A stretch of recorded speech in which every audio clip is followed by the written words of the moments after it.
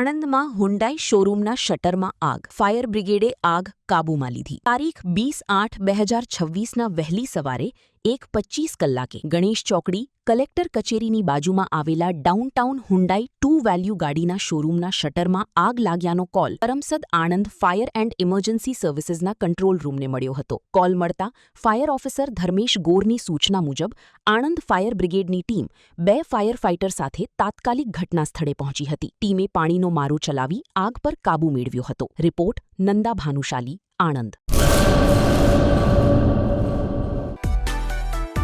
માં motor driving, safe and sure driving.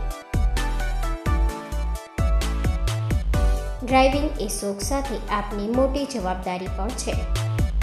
અમારા instructor દ્વારા સચોટ અને સરળ માર્ગદર્શન. આપની રોજની તાલીમની માહિતી મેળવીને શું અધુરાશ છે એના ઉપર પૂરું ફોકસ કરાય છે.